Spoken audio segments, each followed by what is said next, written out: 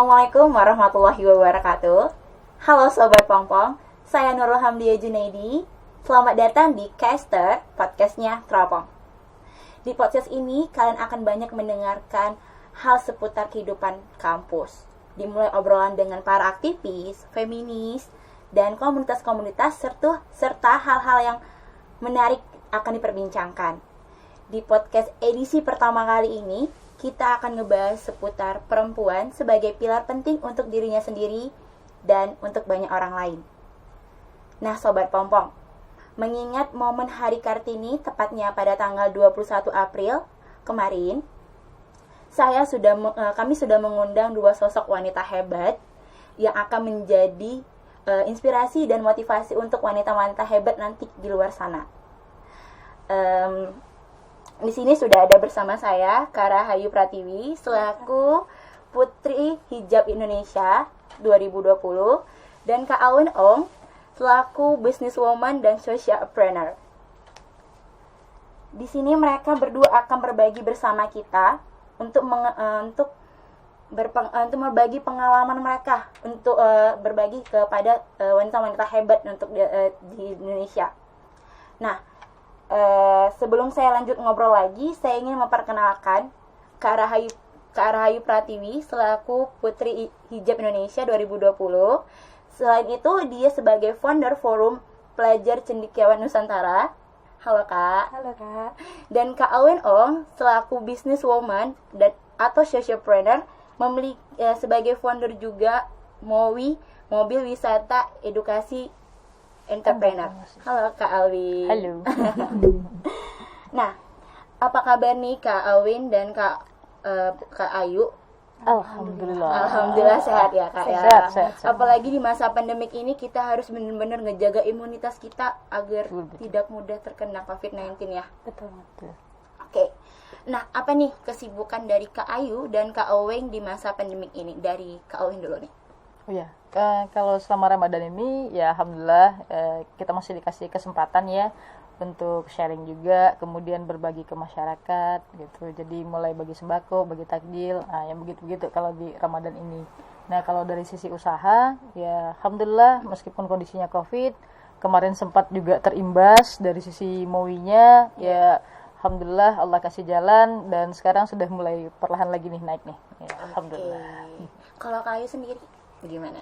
Kalau alhamdulillah, kalau Ayu selain untuk ngisi webinar nih, juga memang menggerakkan Forum Pelajar Cendekiawan Nusantara secara daring.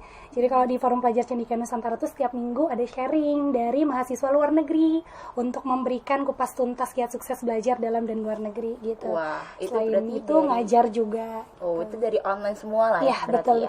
Memanfaatkan daring itu. Oke, baiklah. Nah, kalau dari Kak Ayu dan Kak Alwin nih, bagaimana sih Kak memaknai Hari Kartini gitu? Dari Kak Ayu dulu. Ini sangat menarik ya pembicaraan kita pada hari ini, memaknai Hari Kartini yang luar biasa. Kalau memaknai Hari Kartini berarti memaknai hari kita sebagai perempuan gitu.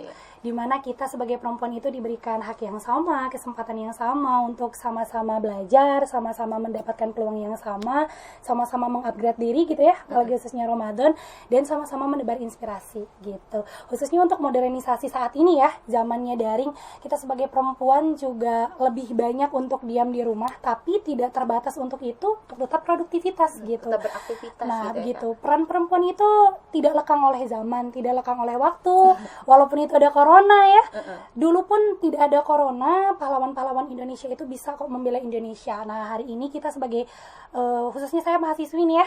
Mahasiswi sebagai founder juga mengajak nih ke semua untuk memaknai Hari Perempuan, Hari Kartini itu sebagai harinya kita, di mana kita bisa menebar inspirasi, bergerak bebas, menyatakan pendapat bebas, dan ya bermanfaat bagi orang lain di semua hal. Oke. Nah, kalau menurut Kak Alwin nih sebagai socialpreneur, sebelumnya socialpreneur itu apa sih Kak? Karena nih banyak yang harus tahu nih kata socialpreneur. Kalau businesswoman atau wirausahaan mungkin udah umum ya gitu ya Kak. Kalau socialpreneur ini apa sih Kak gitu? Jadi dalam satu step berwirausaha itu ada tangganya gitu. Jadi kalau di awal rata-rata orang memulainya sebagai pedagang. Kemudian naik level menjadi seorang entrepreneur. Karena pembedanya adalah sistemasi. Iya, Kemudian next level lagi itu sociopreneur. Nah, ketika orang-orang dia berbisnis mencari keuntungan, tapi tidak hanya untuk dirinya sendiri, lebih kepada lingkungannya.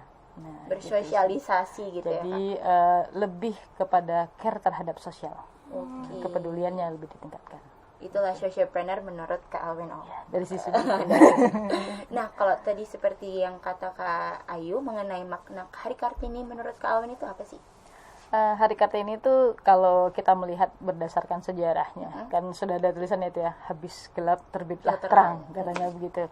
Nah, kalau saya melihat Hari Kartini adalah hari di mana setiap wanita punya kesamaan dalam hal untuk berbicara, untuk berperilaku, kemudian untuk berkarya. Nah, namun ada hal yang perlu digarisbawahi, tidak melebihi. Nah, jadi kan ada tatanan-tatanannya gitu ya. Sehingga ketika ngomongin Kartini, kita harus menumbuhkan banyak orang yang berani mendobrak ketika orang mengatakan perempuan gak bisa apa-apa. Ternyata ketika banyak orang yang bergerak bersama-sama, perempuan itu luar biasa. Bener, wah keren. Perempuan itu adalah orang yang luar biasa juga ya, Kak. Bukan karena mereka sebenarnya bisa gitu, tapi ya karena mungkin dari masyarakat bilang nggak bisa perempuan tuh harus di sini aja gitu, harus tahu batasannya. Nah, kakak-kakak nih, Nurul mau tanya, perempuan itu sebenarnya bisa nggak sih semaunya? Maksudnya gini, banyak orang bilang perempuan itu harus tahu batasannya nih, karena harus banyak yang dijaga sebagai perempuan gitu kan. Apalagi nih di masyarakat masih terlintas di mindsetnya perempuan tuh nggak usah sekolah tinggi-tinggi gitu. Itu gimana sih menurut kakak-kakak nih? Dari Kak Owen dulu dong. Kalau saya melihat pendidikan itu penting. Iya. Karena dengan pendidikan kita nggak cuma upgrade secara pemikiran, tapi upgrade secara pergaulan.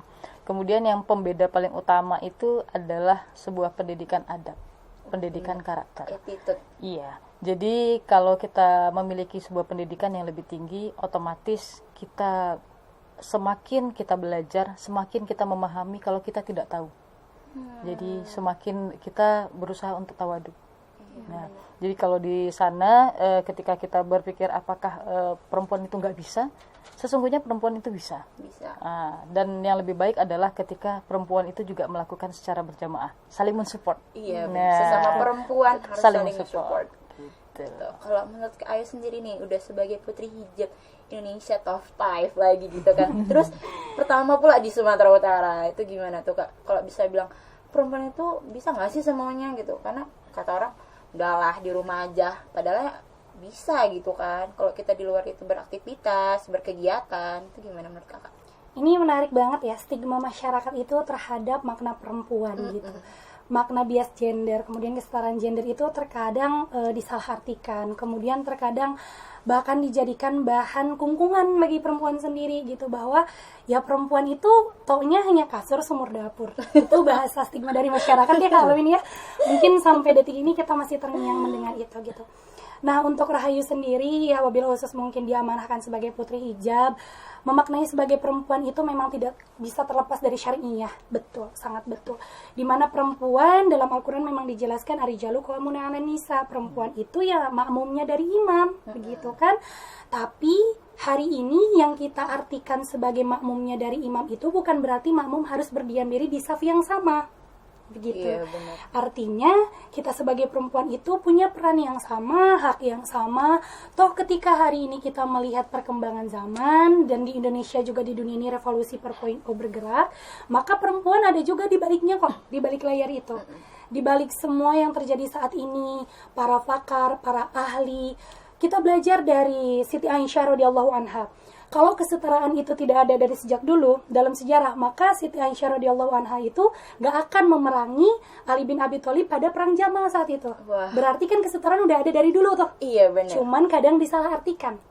Kalau kata Kak Alwin tadi kan berbicara pendidikan, semakin tinggi orang semakin beradab. Betul. Kalau bahasa Rahayu, semakin tinggi pendidikan seseorang, maka perempuan itu akan menjadi madrasatul ula yang luar biasa bagi anak-anaknya. Wah, bener banget.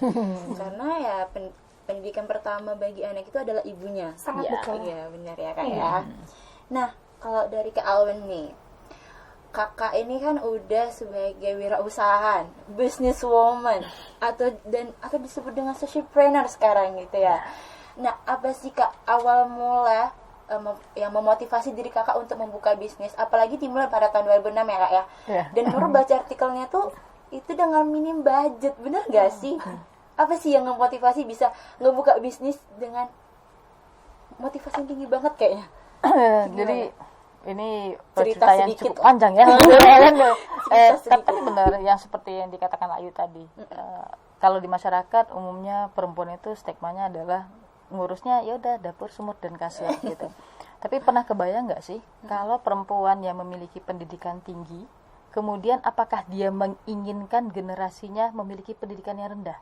Wah, tidak. Nah, jadi begitu ketika banyak perempuan yang mengecap pendidikan tinggi, maka semakin generasi-generasi kita akan semakin berpendidikan. Nah, itu faktor lebih panjang ya gitu ya. Nah, ketika saya memulai usaha pada waktu dulu, itu nggak kepikiran kalau akan seperti ini. Jadi dulu mikirnya gimana caranya saya bisa kuliah, karena di keluarga-keluarga barisan ibu saya, orang kuliah itu saya adalah yang pertama. Nah, jadi pendidikan itu masih dianggap ya sudah tamat SMA sudah cukup. Nah, nikah gitu ya. Gitu. Dan saya merasa kalau kita semakin berpendidikan tinggi, otomatis kita akan berusaha untuk memperbaiki generasi. Nah, problemnya adalah apakah semua orang punya semangat, punya kemampuan, kapasitas yang sama? Nah, kan tidak gitu. Jadi akhirnya saya melihat apa yang bisa memperbaiki kondisi kehidupan. Salah satunya dunianya adalah ekonomi. Nah, jadi kalau dia ngomongin ekonomi berarti bicaranya adalah bekerja atau membuka lapangan pekerjaan. Nah, saya berusaha untuk mengambil yang kedua, jadi membuka lapangan pekerjaan. Ketika kita membuka lapangan pekerjaan, setidaknya ada 2 orang yang terselamatkan. Pertama diri saya, yang kedua orang yang bekerja dengan saya. Tapi kalau diurut lagi, ternyata di sebelah orang-orang yang bekerja dengan saya, mereka masih punya istri. Nah, ya kan, ada anak gitu. Dan akhirnya ketika kita membuka lapangan pekerjaan, banyak orang-orang yang secara ekonomi insya Allah sama-sama bertumbuh. Nah, jadi ketika saya mulai dulu, ya benar-benar mulainya dari nol, nggak ngerti apa itu bisnis. Yang ada dalam pikiran saya adalah kalau saya bisa kuliah, nanti insya Allah adik-adik saya juga bisa dibawa secara pendidikan. Nah, kemudian saya nggak perlu lagi minta duit ke orang tua. Nah, karena terutama untuk adik-adik kampus nih ya, teman-teman kampus, biasanya ketika memulai usaha itu akan ada rasa malu gitu. Nah, maka di sini kita harus cerdas untuk memaknai kata malu. Kalau saya di zaman itu merasa saya malu ketika saya sudah dianggap dewasa, tapi saya masih minta jajan ke orang tua. Wah, ya kan? Masih minta uang kuliah gitu ya, masih minta uang kuliah ke orang tua. Gitu. Dan kita pikirin kapan ya waktu kita untuk membahagiakan orang tua. Orang tua itu nggak minta banyak kepada anaknya.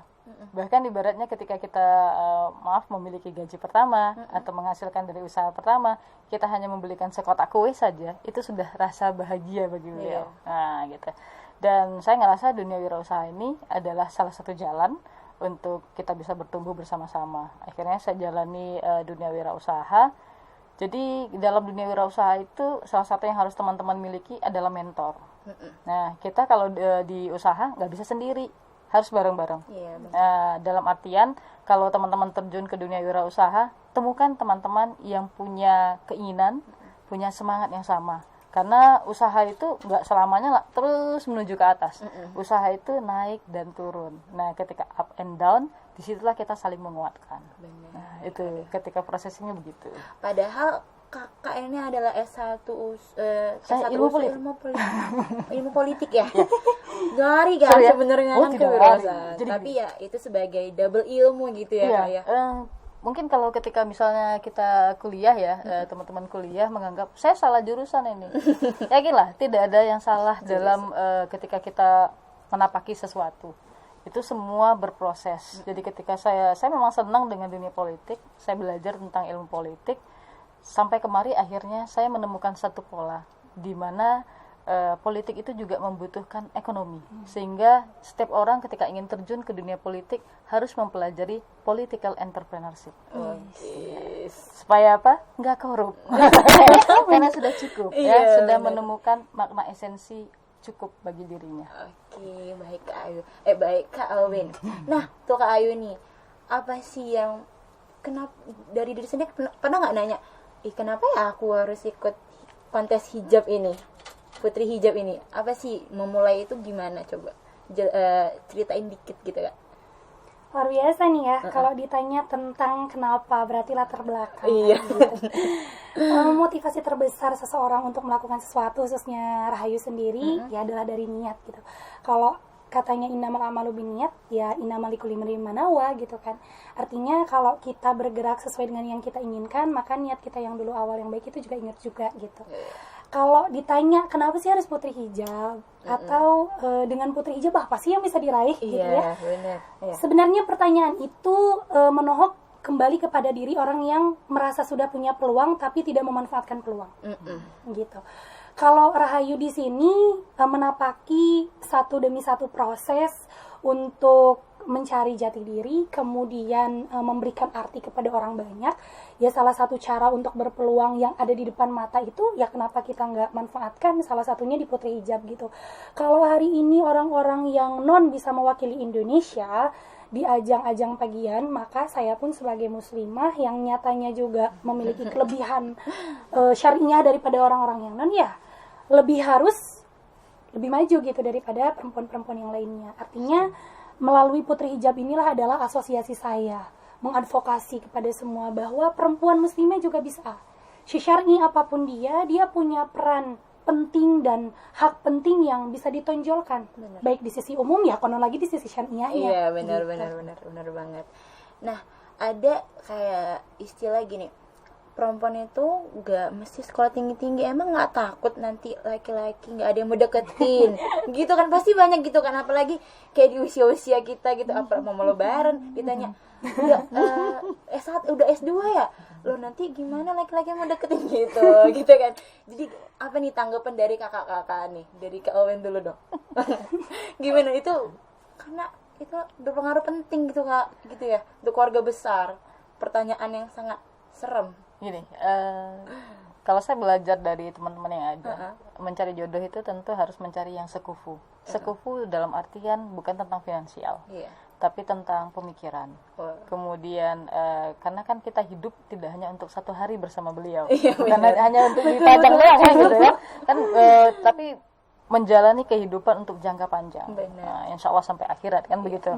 Nah, jadi kita harus menemukan orang-orang yang memang mereka mengerti apa yang kita lakukan, apa yang ada dalam pemikiran kita.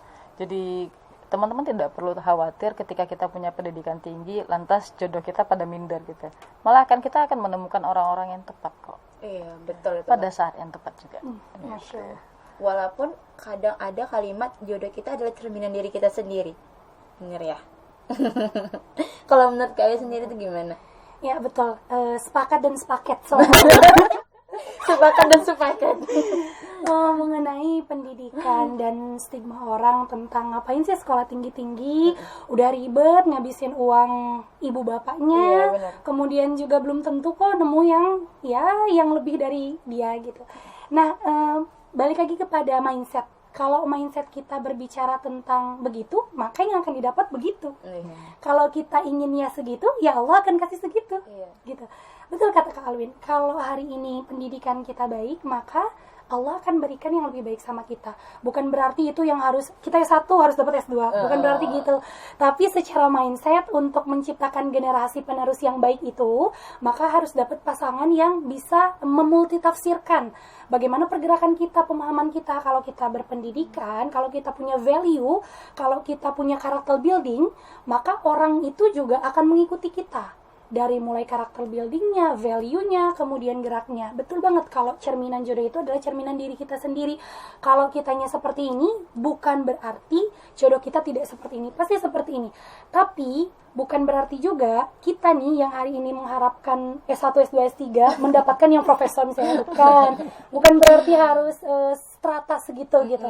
Tapi dengan pemahaman bahwa ketika kita ingin menjadi madrasatul ula yang baik, maka pendidikan kita tidak hanya tok di SMA, karena SMA itu kan umum, secara umum kita pelajari. Nah, melalui kuliah, melalui peradaban yang tinggi pada saat ini, ada sekolah online, ada sekolah terbuka, ada kuliah formal.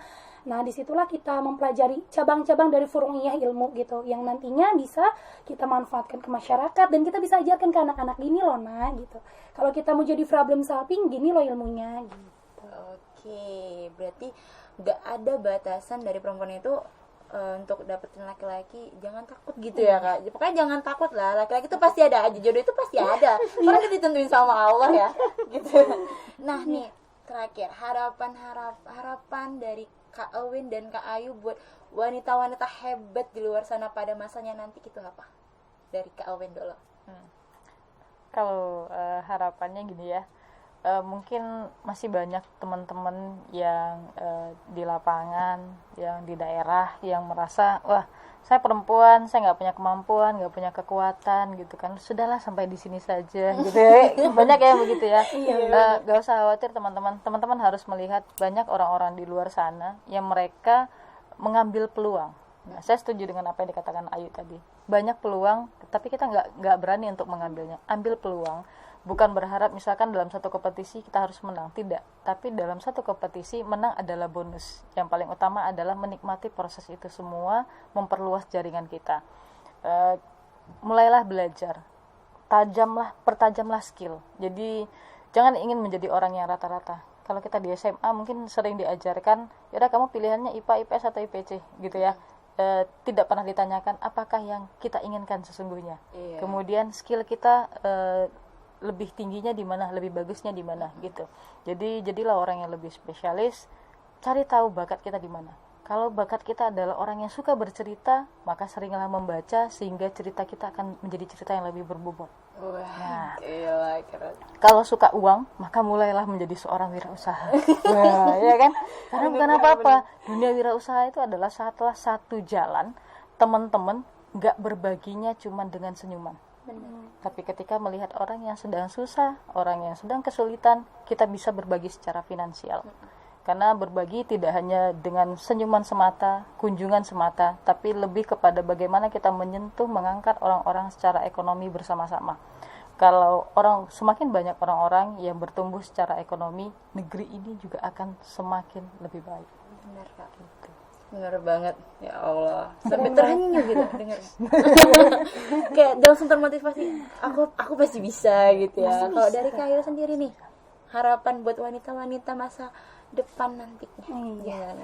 Kalau tadi Kak Alwin lebih banyak membahas tentang sisi ekonominya gitu ya. Kalau Ayu sebagai akademisi dan seorang founder ingin menyampaikan bahwa kita sebagai perempuan, sebagai laki-laki juga, sebagai makhluk Allah lah begitu di muka bumi ini diberikan akal yang sama, kesempatan yang sama. Kalau kata Allah akal satu, semua satu. Kalau kata Allah akal dua, semua dua. Nah, bagaimana hari ini kita mengambil peluang itu? Potensi pada diri manusia itu semua punya. Yang dikatakan Kak Alwin tadi ya, ada yang hobi membaca, ada yang hobi berpolitik, ada yang hobi berwirausaha, ada yang hobinya itu giat di akademisi, banyak hobi itu. Nah, itulah potensi.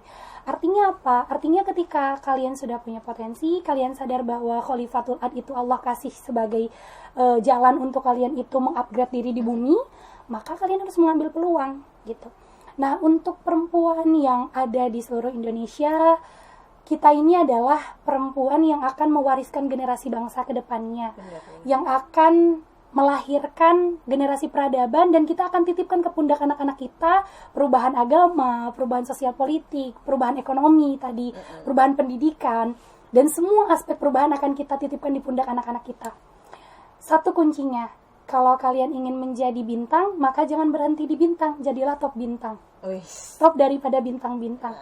Kalau kalian ingin menjadi planet yang paling dihargai, maka jadilah planet Merkurius, planet yang paling banyak diteliti oleh para NASA.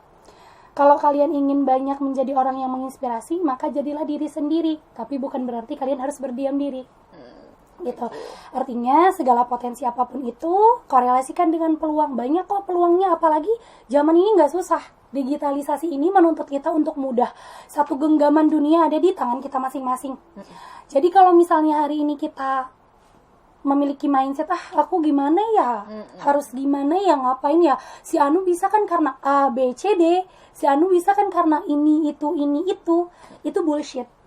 Karena pada zaman ini, pada masa ini, pada revolusi industri 4.0, semua sudah terbuka, gak ada lagi yang ditutup-tutupi, gak ada lagi kompetisi yang sembunyi-sembunyi, gak ada lagi peluang beasiswa yang hanya untuk orang dalam, betul gak sih?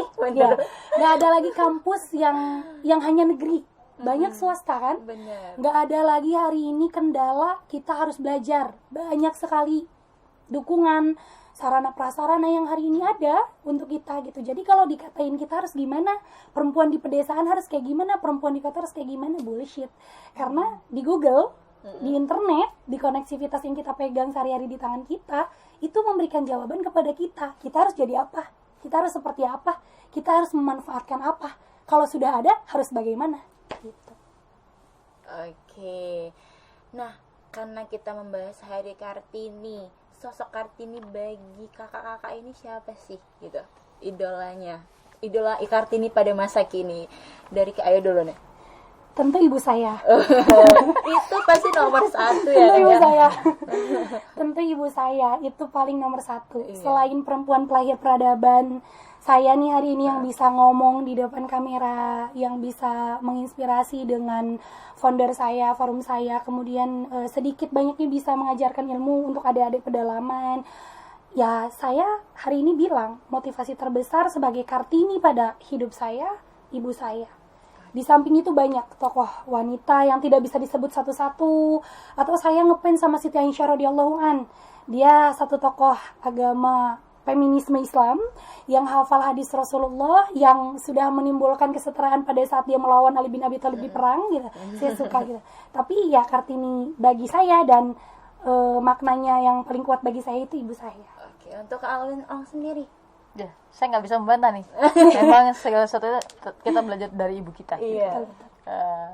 Tapi ketika melakukan perjalanan, banyak hal ketika saya berada di lapangan, saya menemukan Indonesia itu nggak kekurangan Kartini. Banyak sekali Kartini. Bahkan kalau dikatakan kamu tahu nggak Kartini yang mana gitu ya? Seperti apa sih Kartini yang ada dalam bayangan teman-teman sekalian?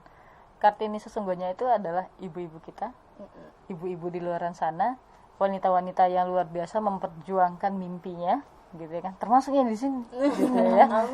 Jadi Kartini itu adalah gambaran seluruh masyarakat yang melihat bahwa negeri ini harus berbenah, negeri ini harus jauh lebih baik, negeri ini harus dibebaskan dari adab-adab yang tidak baik. Benar. Jadi kalau kita sudah punya pemikiran positif untuk membangun negeri, itu sudah bagian dari Kartini. Iya, keren. Berarti perempuan itu tidak memiliki batasan untuk lebih baik ke depannya, untuk menjadi pemimpin pastinya gitu ya Kak ya. Nggak ada batasan buat perempuan untuk lebih bagus gitu daripada laki-laki gitu. Oke, baik, terima kasih buat Kak Ayu dan Kak Owen yang udah mau berbincang dengan Nurul nih di edisi pertama podcast Teropong. Caster namanya, podcastnya Teropong. Nah, Sobat Pompong, usainya pembicaraan kita bersama narasumber kita, semoga dari pembahasan kita ini sangat bermanfaat buat kita semua, terutama untuk wanita-wanita luar yang di sana dan Sobat Pompong pastinya. Makasih ya Kak Ayu dan Kak Alwin yang udah ngeluangin waktunya untuk ngobrol bareng Nurul. Baik, Sobat Pompong, bicara soal perempuan, kita kerap merasa disudutkan dan ditinggalkan. Banyak yang mengatakan perempuan bekerja untuk apa gitu. Padahal perempuan dan laki-laki mempunyai kesempatan yang sama untuk menjadi apapun yang mereka mau. Nah, saya jadi ingat quotes yang menarik dari Duta Baca Indonesia, Mbak Najwa Shihab. Jika setiap perempuan memiliki dosis kemerdekaan untuk berbuat, bertindak, dan berkarya, maka dunia akan merasakan perubahan yang benar-benar nyata. Oke, terima kasih Sobat Pompong yang udah dengerin Caster, podcastnya Teropong. Kita kali ini semoga bermanfaat dan sampai jumpa. Salam pers mahasiswa.